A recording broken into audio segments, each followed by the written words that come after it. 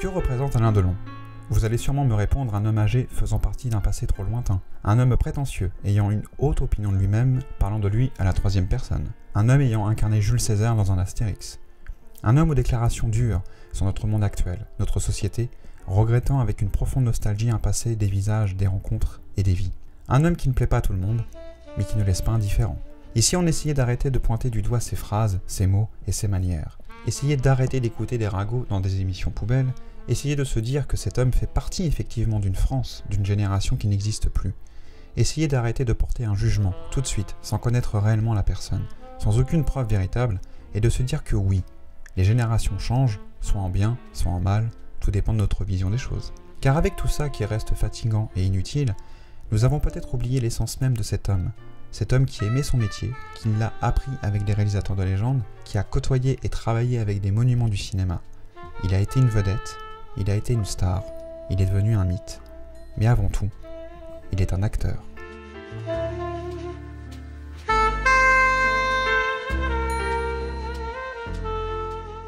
Joseph Losey est un réalisateur américain qui est issu d'une famille plutôt aisée, qui l'élève dans l'indifférence des réalités sociales jusqu'en 1929 et donc au moment où la crise arrive. Durant les années 30, il fréquente une troupe de théâtre universitaire qui politiquement est très engagée surtout pour le parti communiste. Joseph Losey entame la mise en scène de pièces de théâtre dites engagées. Par la suite, il entame une carrière de réalisateur aux États-Unis, mais faisant partie du parti communiste américain justement, il subit le macartisme, la chasse aux communistes si vous préférez. Il s'exile en Angleterre pensant faire son métier. Mais il rencontre des difficultés. C'est à partir des années 50 qu'il réussit à entamer sa carrière. On lui doit entre autres Le Garçon aux cheveux verts en 1948, parlant du racisme, la tolérance, l'apport de l'autre, N, qui est une relecture plus réaliste de son premier film, Eva en 1962, L'excellent Les damnés, une production de la Hammer en 1963, Cérémonie secrète en 1968, Le Messager en 1971, Galiléo en 1975 ou encore Les routes du Sud en 1978. Mais en 1976, Joseph Losey va signer probablement son plus grand film.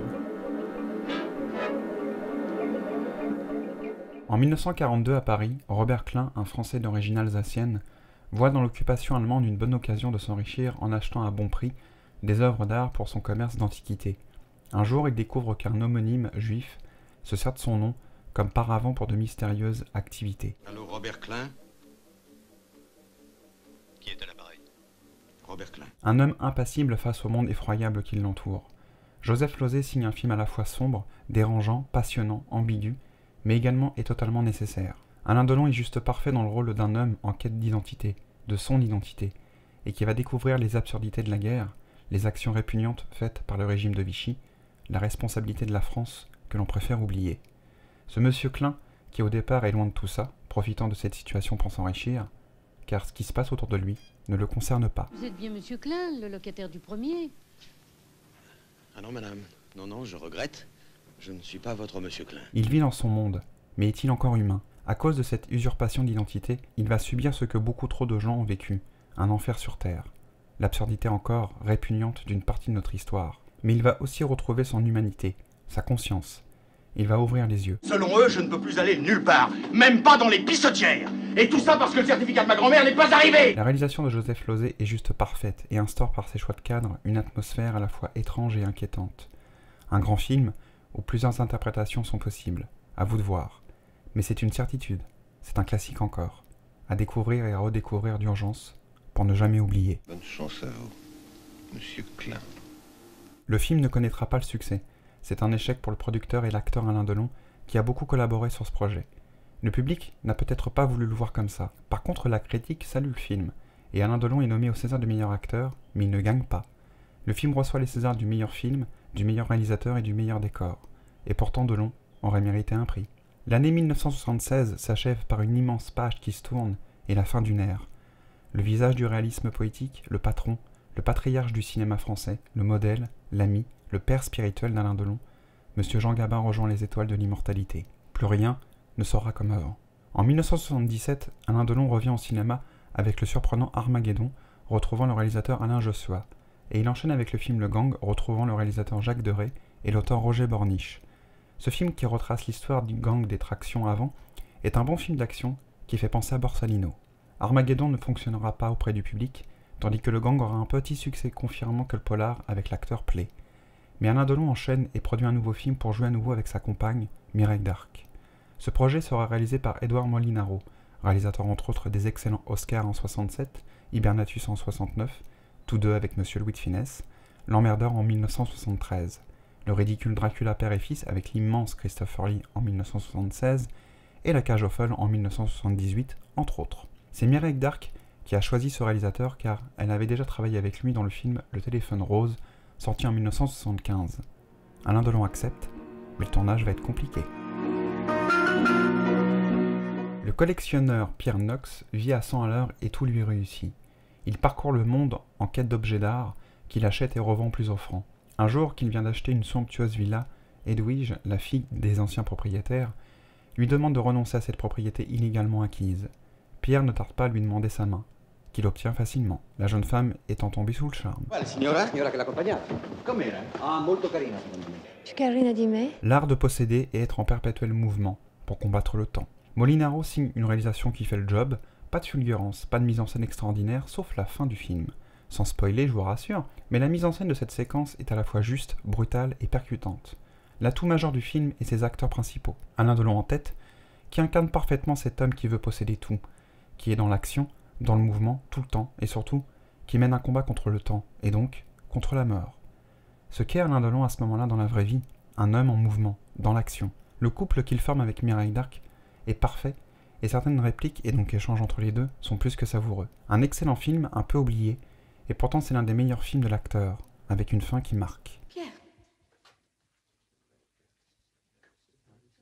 Le tournage fut très compliqué pour Edouard Molinaro, car son acteur et surtout producteur, Alain Delon, fera de nombreux caprices, menaçant de quitter le tournage à plusieurs reprises et également souhaitant contrôler tous les aspects du projet, y compris sa réalisation. Est-ce qu'Alain Delon souhaite à nouveau toucher à la mise en scène ? En tout cas, le film ne connaîtra pas un énorme succès. Alain Delon doit rebondir, et surtout se relancer. Il prend conscience que le public qu'il a porté et aimé jusqu'à là l'apprécie et le suit particulièrement dans un type de film, le polar. L'acteur décide d'y revenir et de produire un nouveau polar calibré afin de satisfaire son public et surtout espérer un succès. Il fait appel au réalisateur Georges Lautner pour la mise en scène, le grand Michel Audiard pour le scénario et les dialogues, qui adapte un roman de Raph Vallée, en réalité Jean Laborde. Pour les séquences de cascade automobile, il fait appel au grand Rémi Julienne, une très grande pensée pour ce monsieur, et au niveau de la distribution, Delon s'entoure de Mireille Darc, Maurice René, Ornella Muti, Michel Aumont, Daniel Secaldi, Julien Guillaumard et Klaus Kinski, entre autres. Delon prend à nouveau un risque. Le député Philippe Debay a tué un collègue qui le faisait chanter. Il demande à son ami Xav de lui fournir un alibi, mais la police n'est pas dupe. Lorsque Dubé est assassiné à son tour, Xav récupère des dossiers compromettants et se retrouve poursuivi par des tueurs. Les dossiers que vous possédez m'appartiennent. Ou si vous préférez, j'en suis garant vis-à-vis de certaines personnes. Polar politique intemporel. Georges Lautner propose l'un de ses meilleurs films, et la qualité du scénario et surtout du dialogue de Michel Audiard est tout simplement du grand art. Quand un homme, incarné magistralement par Alain Delon, n'est ni un flic, ni un gangster, mais un chef d'entreprise qui souhaite dans un premier temps aider son ami, qu'il considère comme son frère, un député incarné par Maurice René, toujours excellent, et par la suite savoir qui l'a tué. Mais rien de plus, même s'il a des dossiers qui pourraient secouer le monde du pouvoir, le monde de la politique, mais Xav est apolitique. Il va entrer sans le vouloir dans le monde qui nous gouverne, et surtout, en y regardant de plus près, n'a pas changé depuis, même si c'est une œuvre de fiction. En attendant qu'il s'installe l'international des prolos, on a mis en place l'international du pognon. C'est un peu plus sérieux, croyez-moi. Un film dur, mélancolique, par moments, grâce à Alain Delon, un discours violent et brutal sur nos institutions, mais sans jamais prendre parti politiquement parlant, et une fin qui fait froid dans le dos. À redécouvrir, et oui, un classique. L'essentiel est de construire, de produire, de donner aux veaux ce qu'ils désirent, à bouffer, à boire, à baiser, à partir sur l'herbe le samedi, avec quelques transhumances en altitude l'hiver. Le film connaîtra un bon succès d'estime avec 1,8 million d'entrées, ce qui prouvera qu'Alain Delon a eu raison de prendre ce risque. De plus, il sera nominé au César du meilleur acteur ainsi que Michel Audiard pour le César du meilleur scénario original. Bien entendu, les deux hommes ne gagneront pas. L'œuvre signe également la dernière collaboration entre l'acteur et Georges Lautner, qui décide de rejoindre Jean-Paul Belmondo pour les films à la Bébel, avec savoir-faire bien entendu, et avec succès, comme pour Flic ou Voyou sorti en 1979 ou encore Le Guignolo en 1980. Alain Delon enchaîne et comme à son habitude, souhaite surprendre, reprendre des risques, mais surtout il reprend le schéma que Jean-Paul Belmondo s'est instauré. Un film par an, afin de marquer les esprits et susciter une attente. En 1978 sort donc son unique film de cette année, qu'il produit à nouveau, le surprenant Attention les enfants regardent, qui suit 4 enfants qui tuent leur gouvernante en l'absence de leurs parents. Un homme, incarné par Alain Delon, assiste à la scène et décide de faire régner une terreur dans la maison où les enfants sont reclus. Un très bon film glauque et dérangeant par moments, et le désir d'Alain Delon de se renouveler encore, de proposer autre chose. Une proposition à découvrir qui ne rencontrera pas le succès. En 1979, il joue dans le film catastrophe américain Airport 80 Concorde, un film totalement oubliable. La même année, il retrouve le réalisateur Pierre Granier de Fer pour le Toubib, un drame d'anticipation qui se déroule pendant la Troisième Guerre mondiale en 1983. Un film plus que correct, même si l'histoire d'amour est un petit peu en trop. Ce film connaîtra un succès correct, mais assez juste par rapport à son budget. 1980. Pour cette nouvelle décennie, Alain Delon doit à nouveau marquer les esprits et surtout obtenir à nouveau un succès. Il achète les droits du roman intitulé Le Petit Blues de la Côte Ouest, fait appel à son réalisateur fétiche Jacques Deray afin qu'il réalise l'adaptation et coécrit avec le réalisateur et son collaborateur Christopher Frank le scénario. Delon revient avec ce personnage de loup solitaire dans une jungle hostile. Delon revient au polar. Une nuit, Michel Gerfaux découvre un blessé à bord d'une voiture. Il l'emmène à l'hôpital et part sans faire de déclaration. De sauveteur, il devient témoin. Un témoin très gênant pour certains. On a flingué qui là-haut? Un homme au mauvais endroit, au mauvais moment. Un polar noir violent où les vies humaines ne sont rien. Jacques Deray signe un film rythmé, calibré, avec un savoir-faire qui est un plaisir à regarder, et par moments des fulgurances dans la mise en scène qui font plus que plaisir. Alain Delon compte sur son charisme sur ce film, et cela fonctionne, car ce n'est pas ridicule. Il peut se le permettre, du moins à ce moment-là. Avec une distribution excellente, un scénario qui se tient, des séquences d'action très réussies et un petit côté thriller hitchcockien, il s'agit d'un film qui est à l'opposé des films de Belmondo à l'époque. Plus sérieux, beaucoup moins familial, plus rentre-dedans, mais tout aussi divertissant. Un excellent film. C'est tout? Non, c'est pas tout. Ce matin, on a essayé de me tuer. Ce film connaîtra un grand succès avec 2 194 775 entrées en France, ce qui n'était pas arrivé à l'acteur depuis 2 hommes dans la ville. Mais également, après C'est juste ma vision, il est le dernier bon film du tandem Deray-Delon. Jacques Deray a écrit de magnifiques pages pour le cinéma français, et une œuvre dans sa filmo est à part, car il s'agit de son plus grand film, Un papillon sur l'épaule, sorti en 1978 avec Lino Ventura. Après 3 hommes à abattre, le réalisateur rejoint Jean-Paul Belmondo pour 2 films estampillés Bébel. Le Marginal en 1983, qui se laisse regarder même s'il n'y a qu'une seule séquence qui vaut le détour, et qui fera plus de 4 millions d'entrées, et le Bébel de trop en 1987, Le Solitaire, qui marque la fin d'un cycle. Alain Delon est plus que satisfait des résultats et décide de garder le même schéma, le même rythme, et surtout reste dans le même personnage de loup solitaire, et également reste dans le style polar. Il entame la production de son prochain film. Cette fois-ci, il écrit seul le scénario avec l'aide de Christopher Frank, mais surtout, pour la première fois, il passe à la réalisation. Mais il va encore surprendre. Ex-flic devenu privé, Choukas est chargé d'une affaire d'apparence banale. Une vieille dame lui demande de retrouver sa fille aveugle. Sa cliente est assassinée, et lui, menacé. Je crois que c'est avec ça qu'on a tué la mère Pigot. Ah bon?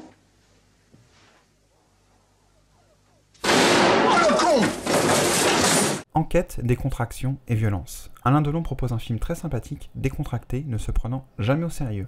Oui, vous avez bien entendu. Malgré l'utilisation un peu trop beaucoup souvent de la chanson d'Oscar Bossenheart's Blues, même si on comprend ce qu'Alain Delon voulait faire, marquer les coups d'éclat du détective, le film dans sa globalité est un bon policier réalisé avec savoir-faire. Delon ne se prend pas pour un réalisateur de la catégorie des Visconti, Lozé, Clément, Melville par exemple, mais il se rapproche plus des Deray et des Lautner. Oui, Choukas, arrêtez vos conneries, voulez-vous?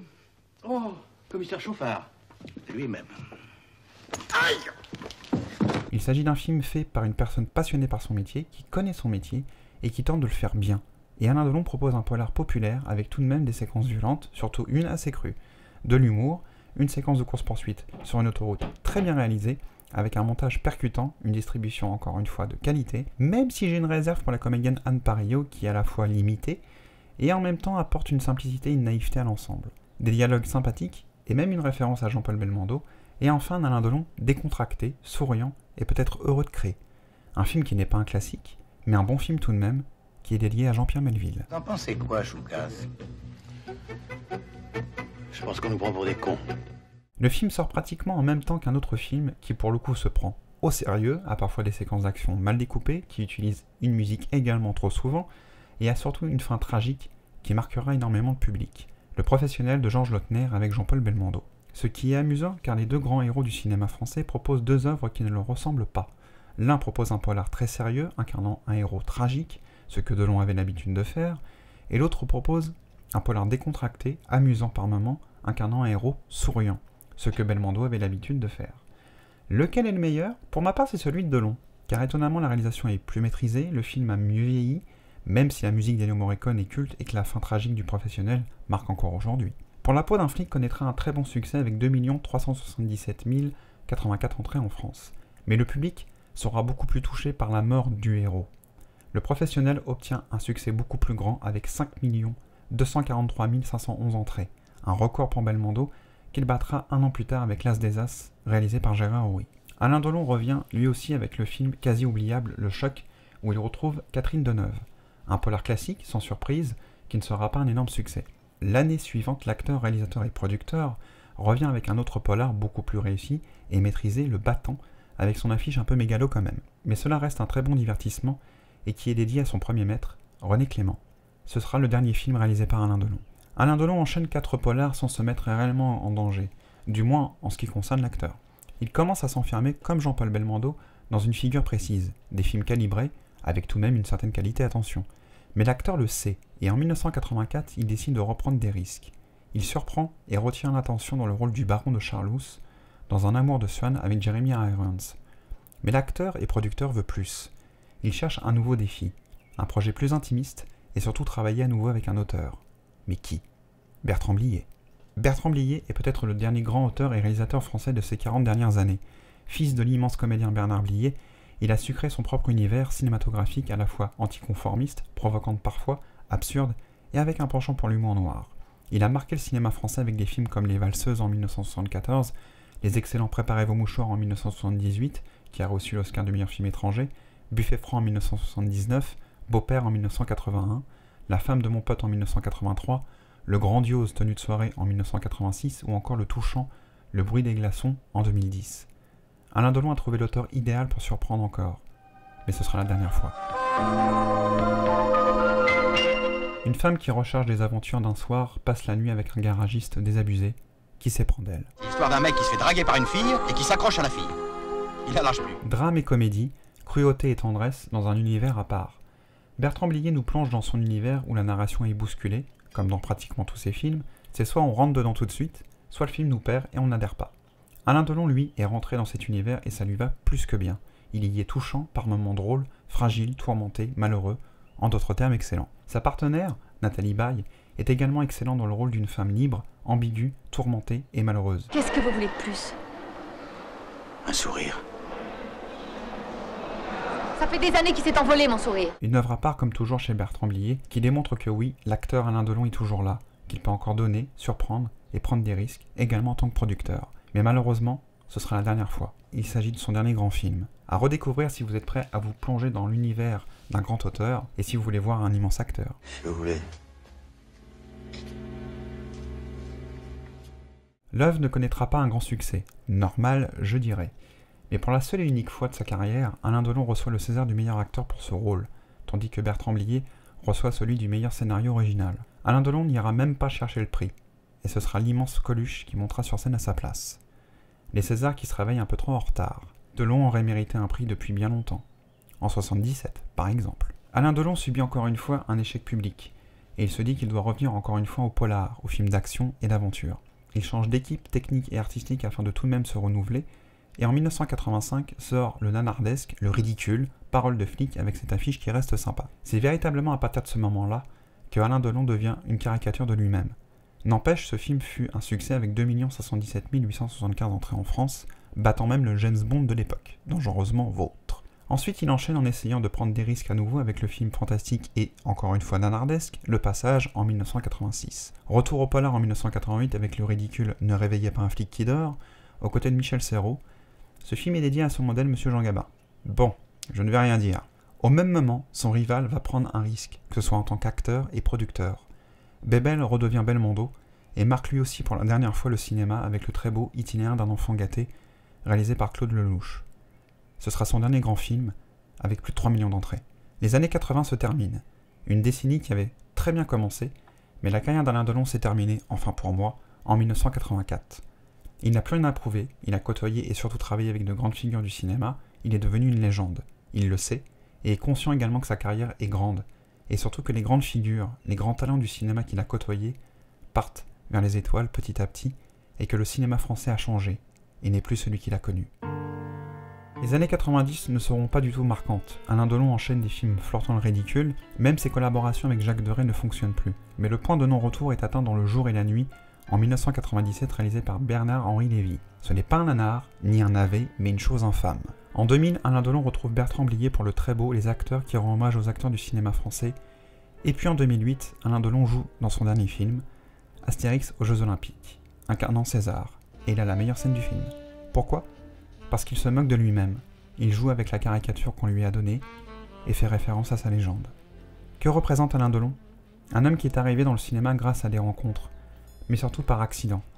Un homme qui a appris auprès des plus grands réalisateurs et metteurs en scène, qui ont su voir en lui tout son potentiel, son regard, sa présence, sa beauté par moments, et surtout son talent. Un homme qui est devenu un professionnel qui respectait beaucoup son métier et tous les métiers du cinéma. Un homme qui a toujours pris des risques en essayant de proposer des films différents au public, essayant de ne pas s'enfermer dans un style de cinéma et jongler entre des œuvres plus intimistes et des œuvres plus grand public. Des risques tantôt payants, surprenants, magnifiques, intelligents, catastrophiques. Un homme qui n'était pas un comédien, mais un acteur qui vivait ses rôles. Un homme qui, quoi que l'on dise, a marqué le cinéma français et le cinéma européen, et plus généralement a marqué son histoire. Un homme solitaire qui était un félin, et qui au fil de temps est devenu comme Salina, un guépard, témoin d'une autre époque, d'un autre temps, que l'on ne connaîtra jamais. Un guépard seul dans la jungle. Un homme qui est le dernier samouraï.